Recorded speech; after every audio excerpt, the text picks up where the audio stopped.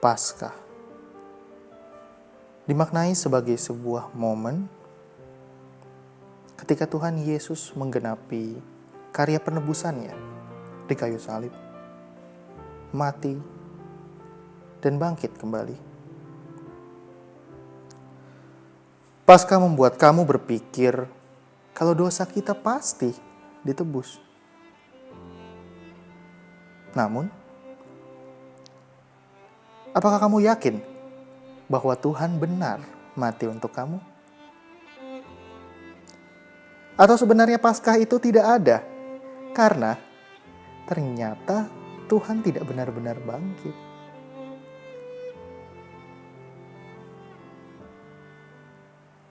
Tahun 2020 baru 3 bulan berlalu. Dan bumi yang kamu tempati telah mengalami guncangan demi guncangan yang begitu hebat.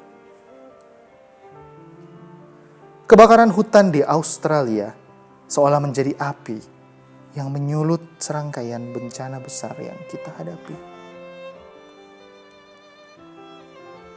Di awal tahun, Jakarta harus menghadapi banjir yang merenggut nyawa dan harta. Teror perang dunia pun menjadi pelengkap ketakutan yang kamu rasakan. Rasanya belum cukup kita berdiam dan beristirahat sejenak. Dunia kembali diserang sebuah virus berbahaya.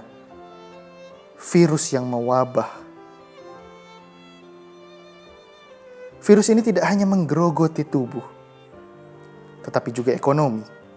Bahkan spiritualitas pun tak luput menjadi sasaran. Melihat semua ini, bagaimana kamu benar-benar yakin bahwa Dia bangkit? Pernahkah terlintas di benakmu bahwa Ia tutup mata dan tidak bekerja di tengah semua hal yang terjadi selama 3 bulan ini?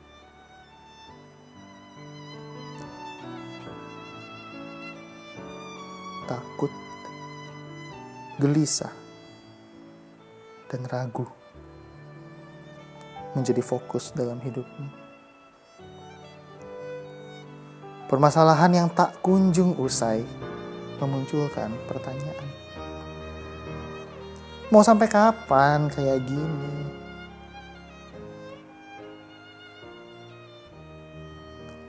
Di mana Tuhan sebenarnya? Apakah Dia hanya mati dan tidak pernah bangkit?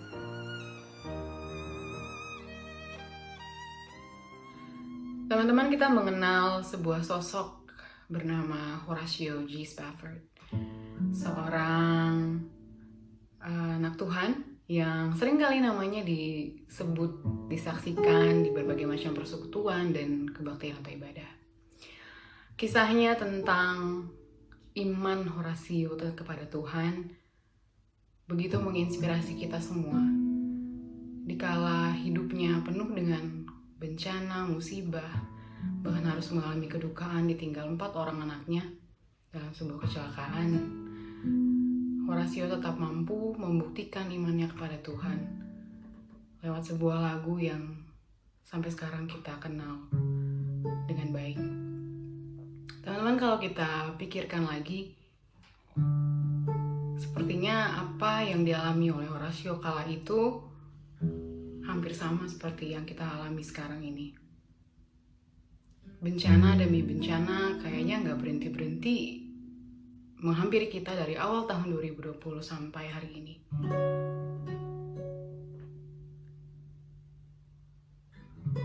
Seolah-olah semuanya gak akan pernah berakhir dan kita gak tahu kapan ujungnya.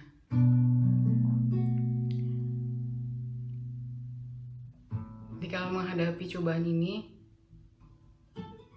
kita tahu jiwamu sedang diguncang. Jiwaku dan jiwamu sedang diganggu ketenangannya. Tapi melewati guncangan demi guncangan itu, apakah kita tetap masih mau percaya kepada Tuhan? Apakah kita mampu tetap tetap bersandar teguh kepada Tuhan dan memenangkan cobaan-cobaan ini. Menang bersama dengan Tuhan. Apakah engkau masih mau percaya kepada kuasa-Nya?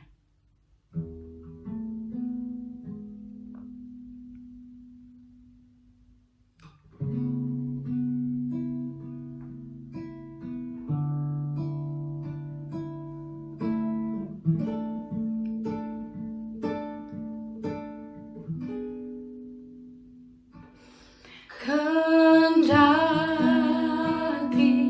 hidupku tentram dan senang, dan walau derita penuh, Engkau mengajarku bersaksi tegas. Selamatlah, selamatlah jiwaku.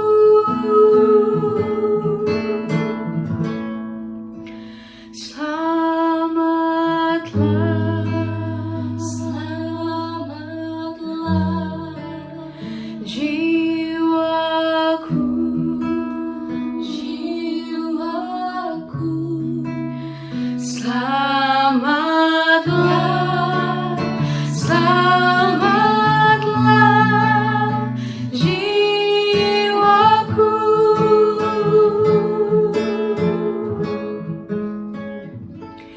Kendati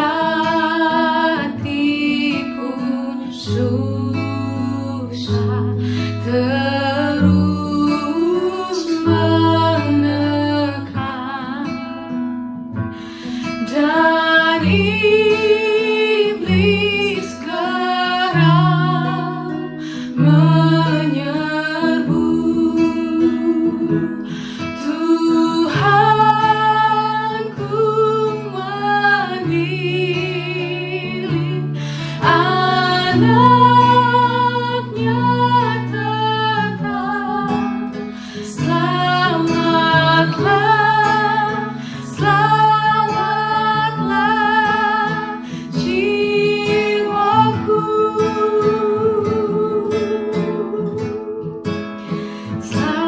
Selamatlah, selamatlah jiwaku, jiwaku. Selamatlah, selamatlah jiwaku.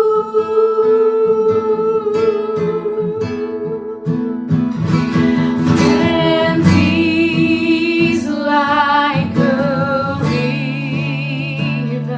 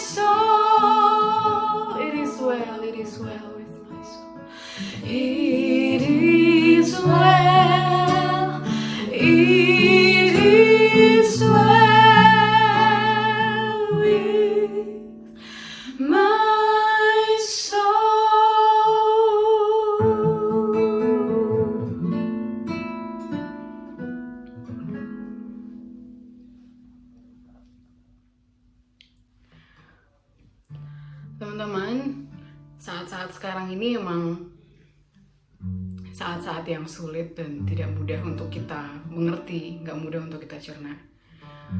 Gue juga gak pernah seumur hidup gue membayangkan kalau gue akan hidup di masa-masa seperti ini, dimana gue harus merasakan ketakutan akan sebuah virus, dimana gue keluar, gue melihat semua orang pakai masker, semua orang pakai sarung tangan, semua orang jaga jarak. Kita udah gak pernah lagi salaman tangan, kita udah gak pernah lagi memeluk satu sama lain. Gue gak pernah membayangkan akan hidup di masa yang seperti ini. Gak pernah membayangkan hidup di masa dimana anak-anak muda yang sehat juga harus takut dan bingung. Gue nih punya corona gak sih di dalam badan gue ini? Gitu.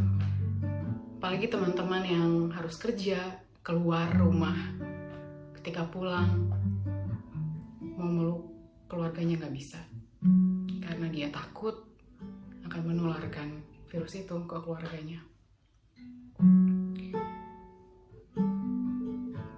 Gue gak pernah membayangkan hidup di masa yang seperti ini, dan masih sulit bagi gue pribadi untuk mencerna kenapa semua ini terjadi.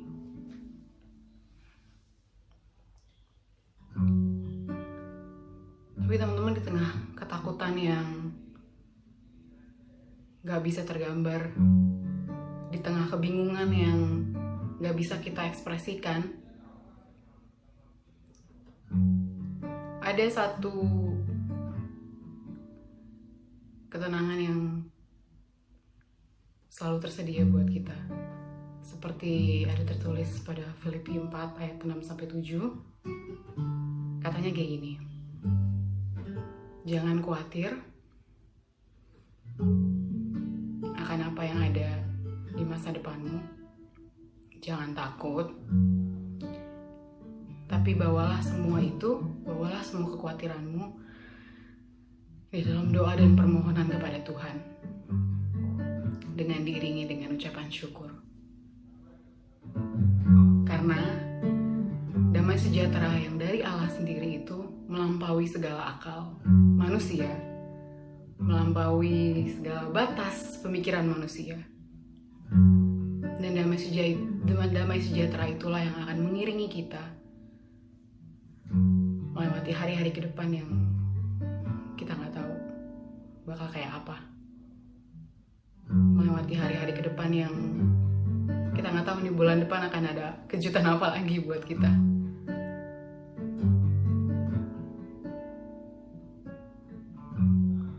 Di dalam Tuhan saja harapan kita.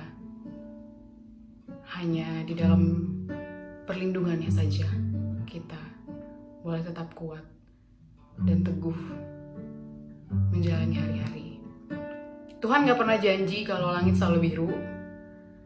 Tuhan gak pernah janji bumi ini akan selalu adem-adem aja. Tapi Tuhan janji akan selalu menyertai kita dalam setiap langkah kita.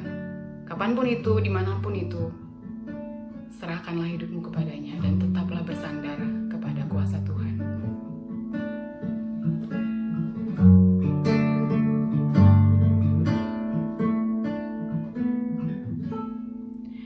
Hanya Kristus harapanku, Dia terang dan kuatku, batu penjuru yang teguh, dikala badai menderu, kasih dan damai-Nya besar, kalahkan takut dan gentar, penghiburku, naunganku, dalam kasih-Nya ku teduh. Dalam hidupku tak sesat, dalam hatiku tak gentar, kuasa-Nya tinggal dalamku,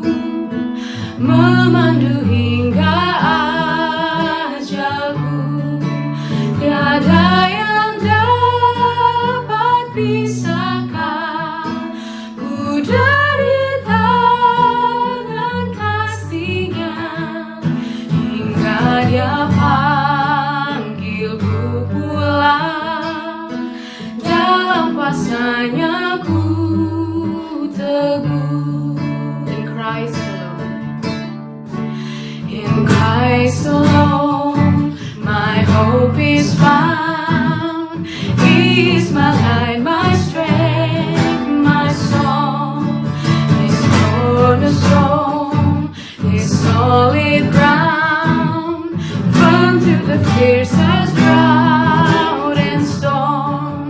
What height of love, what depths of peace, when fears are still, when striving cease, my comforter, my all in all, here in the love of Christ I stand, here in the love of Christ I stand.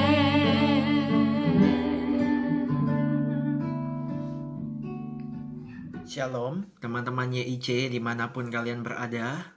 Izinkan saya mengucapkan selamat Paskah untuk kita sekalian. Hari ini pembahasan firman Tuhan kita mengambil tema tentang cross yang terambil dari Lukas pasal 24. Saya akan bacakan ayat 13 sampai dengan 16, kemudian dilanjutkan ayat 30 sampai dengan 35. Saya akan bacakan untuk kita sekalian. Pada hari itu juga 2 orang dari murid-murid Yesus pergi ke sebuah kampung bernama Emmaus yang terletak kira-kira 7 mil jauhnya dari Yerusalem. Dan mereka bercakap-cakap tentang segala sesuatu yang telah terjadi. Ketika mereka sedang bercakap-cakap dan bertukar pikiran, datanglah Yesus sendiri mendekati mereka, lalu berjalan bersama-sama dengan mereka. Tetapi ada sesuatu yang menghalangi mata mereka, sehingga mereka tidak dapat mengenal Dia. Ayat 30, waktu ia duduk makan dengan mereka, ia mengambil roti, mengucap berkat, lalu memecah-mecahkannya dan memberikannya kepada mereka. Ketika itu terbukalah mata mereka dan mereka pun mengenal Dia. Tetapi ia lenyap dari tengah-tengah mereka. Kata mereka seorang kepada yang lain, bukankah hati kita berkobar-kobar ketika ia berbicara dengan kita di tengah jalan dan ketika ia menerangkan kitab suci kepada kita? Lalu bangunlah mereka dan terus kembali ke Yerusalem. Di situ mereka mendapati ke-11 murid itu. Mereka sedang berkumpul bersama-sama dengan teman-teman mereka. Kata mereka itu, sesungguhnya Tuhan telah bangkit dan telah menampakkan diri kepada Simon. Lalu kedua orang itu pun menceritakan apa yang terjadi tengah jalan dan bagaimana mereka mengenal Dia pada waktu ia memecah-mecahkan roti. Teman-teman, setiap kita pasti mengalami perubahan.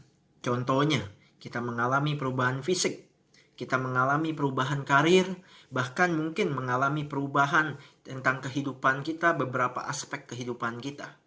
Demikian juga dengan dunia, teman-teman. Dunia kita juga mengalami perubahan. Kita tahu secara teknologi berkembang sangat pesat. Dunia transportasi juga mengalami perubahan. Bahkan hari ini dunia, bahkan terkhusus Indonesia, mengalami perubahan akibat virus corona dan sebagainya. Tanpa kita sadari ataupun kita sadari, semua yang terjadi, semua yang ada di sekitar kita mengalami perubahan. Tetapi ada perubahan yang membawa sukacita, tapi ada juga perubahan yang tidak.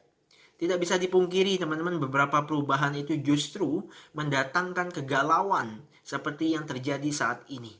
Orang-orang takut, orang-orang merasa gelisah, beberapa aspek pertumbuhan ekonomi tersendat, dan lain sebagainya.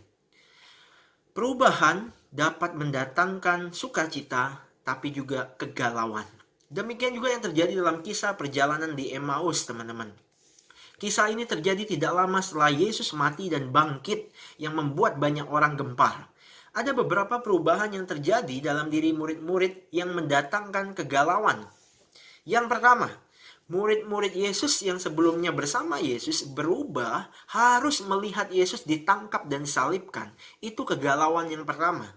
Ditambah ketakutan mereka bahwa mereka pasti akan menjadi objek berikutnya dari penganiayaan sebagai murid Kristus. Mereka akan menjadi DPO, daftar pencarian orang, oleh tentara-tentara Romawi. Yang kedua, galau itu semakin memuncak ketika kubur Yesus dinyatakan kosong, yang dapat menjadikan mereka sebagai DPO kelas kakap. Mengingat akan banyak orang mengira bahwa murid-muridlah yang mencuri mayat Yesus. Oleh karena itu, teman-teman, mereka, 2 murid Tuhan Yesus ini, pergi meninggalkan Yerusalem menuju Emmaus yang jauh dari Yerusalem, sebagai sebuah gambaran mewakili para murid yang lain betapa putus asanya para murid saat itu. pengharapan mereka sirna. Orang yang selama ini mereka anggap sebagai Mesias, sebagai penolong dan penopang hidup mereka, seketika hilang. Mereka mengalami sebuah perubahan hidup yang begitu drastis. Dari seorang yang berjaya, dari seorang yang penuh dengan sukacita, terbalik menjadi seorang yang penuh dengan putus asa. Di tengah-tengah kegalauan itu tiba-tiba Yesus muncul. Tetapi menariknya Lukas pasal 24 ayat 16 berkata bahwa tetapi ada sesuatu yang menghalangi mata mereka sehingga mereka tidak dapat mengenal Dia. Saya bertanya-tanya kira-kira apa yang dimaksud dengan sesuatu yang menghalangi mata mereka. Teman-teman, tidak disebutkan bahwa Tuhan Yesus datang mendekati mereka dengan menyamar. Tidak juga disebutkan bahwa Allah menaruh sesuatu untuk menghalangi mata mereka. Tapi jelas disebutkan bahwa ada sesuatu yang menghalangi mata kedua orang ini sehingga mereka tidak dapat mengenali Tuhan Yesus. Kira-kira apa yang menjadi halangan mereka itu? Perhatikan ayat 17 sampai dengan 20. Kita akan menemui betapa dalamnya kesedihan mereka atas kematian Tuhan Yesus. Krisis, entah itu positif atau negatif, bisa menutupi mata kita untuk mengenali Tuhan Yesus sama seperti para murid. Rasa takut dan khawatir sudah menyelimuti mata rohani kita sehingga tidak mampu melihat kehadiran Tuhan dalam hidup kita. Hari ini, apa yang menjadi ketakutan dan kegelisahan hatimu para anak muda? Firman Tuhan kemudian mencatat bahwa sesuatu yang menutupi mata mereka itu lenyap setelah mereka melihat Yesus memecah-mecahkan roti bersama mereka yang mengingatkan mereka kembali kepada perjamuan malam terakhir bersama Yesus. Mereka sadar bahwa ternyata Yesus itu sungguh bangkit dan hadir dalam hidup mereka dan seketika itu juga keputusasaan mereka lenyap. Teman-teman, apakah makna salib atau cross itu buat kita semua? Satu sisi, salib melambangkan kengerian, ketakutan, penderitaan, pergumulan, bahkan pertumpahan darah. Tetapi di sisi lain salib juga membawa kemenangan, pengharapan, pembebasan, kelepasan, dan penebusan bagi setiap kita hari ini. Perubahan hidup yang sejati dapat terjadi ketika seseorang melihat Kristus yang tersalib itu telah mati buat menebus dosanya, sekaligus juga Kristus itulah yang telah bangkit memberikan kemenangan dan pengharapan buat hidupnya. Itulah makna dari cross. Christ resolved our sin and sickness. Kristus telah memecahkan, menyelesaikan problema utama kita yaitu dosa dan segala kesakitan manusia. Mari kita pandang salib Kristus itu. Hari ini banyak orang yang dibelenggu dengan ketakutan dan kekhawatiran akan kondisi dunia. Tapi biarlah di momen Paskah Pemuda ini, mari kita lihat bahwa Yesus hadir dan tetap hadir dalam situasi yang tidak menentu ini. Serahkanlah segala khawatirmu kepada Tuhan, maka Ia yang akan memelihara engkau. Itu yang dikatakan dalam Mazmur 55 ayat 23a. Teman-teman YIC sekalian, mari kita pandang salib Kristus. Yang satu sisi telah menyelesaikan problema utama kita yaitu dosa, menebus hidupmu dan hidupku. Tapi juga di sisi lain membawa kemenangan dan pengharapan bahwa Ia yang telah memberikan segalanya, menebus dosamu dan dosaku. Dia juga yang telah menyelesaikan dan akan menuntun memelihara kehidupan kita sampai kita berjumpa dengan Dia. Indonesia sedang bergumul, dunia sedang bergumul, kita sedang bergumul dengan wabah virus corona ini. Tapi jangan sampai itu membuat kita lupa bahwa kita punya Kristus yang sudah menang. Kristus yang telah menang atas maut itu. Dia akan menjaga dan memberikan kita kemenangan, membawa kita keluar dari badai pergumulan ini. Kristus yang telah menang itu juga merindukan setiap kita anak-anak muda YIC menjadi pribadi-pribadi pemenang. Menang atas apa? Menang atas ketakutan, menang atas kekhawatiran, menang atas pergumulan hidup. Teman-teman yang kasih dalam Tuhan, apa yang bisa kita lakukan di masa-masa yang seperti sekarang ini? Yang pertama, teman-teman sekalian, kalau kita sedang takut dan khawatir, mari kita kembali kepada firman Tuhan. Sediakan waktu untuk Tuhan. Dengarkan lagu-lagu rohani yang membawa kita menyembah Tuhan, yang membawa kita boleh terus berpengharapan di dalam Tuhan. Saya pernah takut, saya pernah khawatir. Tapi setiap kali saya takut dan khawatir, saya tidak lari kemana-mana. Saya lari kepada Tuhan, saya dengar lagu-lagu rohani, saya baca firman. Itu yang akan membawa jiwa kita dipulihkan. Semakin melihat Tuhan tetap bekerja dalam segala sesuatu. Apalagi yang bisa kita lakukan? Mari kita belajar juga untuk boleh berbagi di tengah-tengah kondisi yang tidak mudah ini. Semua orang-orang rakyat menengah ke bawah sedang bergumul dengan segala hal, baik masyarakat menengah ke atas maupun menengah ke bawah, semuanya bergumul. Mari kita berbagi untuk orang di sekitar kita. Driver-driver online yang kita pesan, yang kita pakai jasanya untuk membeli makanan online kita. Mari kita berbagi, menyisihkan uang sedikit bagi mereka. Kita bayar lebih kepada mereka melebihi orderan yang ada. Itu akan memberikan sukacita tersendiri buat mereka. Dan ketika kita melihat mereka tersenyum, maka itu juga akan membawa kita sukacita. Kita menjadi orang yang lebih bermakna buat orang lain. Itu juga yang pernah saya lakukan beberapa waktu yang lalu. Ketika saya membeli makanan, saya memberikan uang lebih kepada driver online. Dan mereka sangat bersukacita. Mereka menerima uang itu dengan penuh syukur dan berkata, terima kasih Pak. Dan saya katakan, Tuhan Yesus memberkati Bapak. Mari kita berusaha untuk terus menjadi berkat. Kita orang-orang yang boleh bersatu dalam tubuh Kristus. Seluruh orang di dunia sedang menanggung hal yang sama. Mari kita terus maju, terus berpengharapan di dalam Tuhan. Selamat Paskah. Tuhan Yesus memberkati. Lu inget gak sih tadi khotbahnya Kojo yang challenge apa tuh? Oh iya, kita di challenge namanya Spread the good vibes. Oh, Keren. menyebarkan apa sih tuh tadi? Sekali Vibe. coba jelasin. vibe positif. Iya, jadi kayak kita tuh jadi kita tuh di challenge sebagai pemuda tuh di tengah kondisi kayak gitu kita bisa ngapain sih gitu, hal-hal yang nggak usah web banget tapi bisa ngapain gitu. Kayak kalau di beberapa sih, gue udah lihat teman-teman gue yang dari komunitas apa mereka bagi-bagiin sembako atau makanan ke orang-orang yang mungkin di pinggir jalan, pemulung, tukang beca gitu. Ini kalau lu sendiri mau ngapain, ada rencana mau apa nggak, mau ikut challenge-nya nggak? Oh dong, nanti kalau yang udah paling karena gue suka nyanyi, paling gue bakal cover lagu rohani kali ya yang sesuai sama kondisi ini. Nanti gue post di Instagram. Jesus. Haleluya. Kalau lu gue ada Gua rencana? apa ya?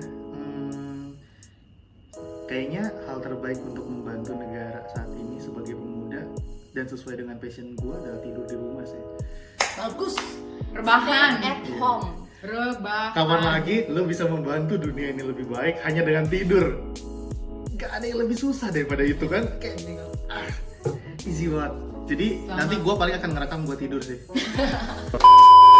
Kalau gue nih apalagi ngeliat teman-teman yang masih punya kerjaan gitu kan, masih rutin digaji, ada beberapa kayak teman-teman yang gue lihat mereka berusaha untuk beli barang-barang sembako gitu, kayak nggak beras juga sih, kayak kayak kornet, terus susu kaleng, terus apa lagi ya, kayak even tolak angin kayak gitu.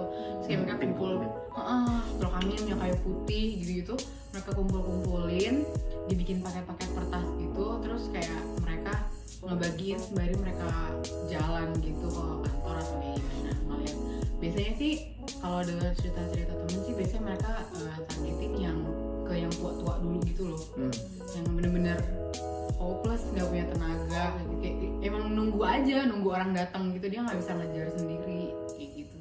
Gue pengen sih kayak gitu.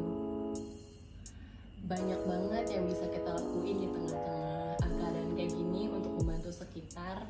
Nggak cuma yang tadi kita ceritain aja, tapi banyak banget yang bisa kita lakuin untuk selain bantu ojol, bantu orang-orang sekitar, bahkan bantu mungkin teman-teman kita yang punya usaha-usaha kecil yang baru buka tempat makanan terus kena corona. Bentar itu baru buka makanan. Temen yang mana tuh? Iya. Kayak kenal ya. Usaha-usaha kecil, nah kita bisa bantu. Kalau teman-teman pengen ikut challenge-nya, gimana caranya? Kasih tau ya. Aku nggak tahu Aku ngerekam sambil tidur. Jujur. Kalau kalian udah tahu challenge-nya apa, bebas kalian mau challenge apa aja. Nanti di foto atau direkam, lalu di post di Instagram kalian masing-masing, lalu tag akun YIC_GKIHI #spread the good vibes. Jangan lupa pakai hand sanitizer. Tapi teman-teman, lakukan semua ini dengan ikhlas sebagai bukti tanda syukur kita masih bisa merasakan berkat Tuhan. Kita mau bagi lagi ke orang-orang yang mungkin belum menerima berkat yang sama seperti kita. Jadi kita jadi perpaduan Tuhan. Haleluya. Bye. Selamat berbagi. Happy Easter. Selamat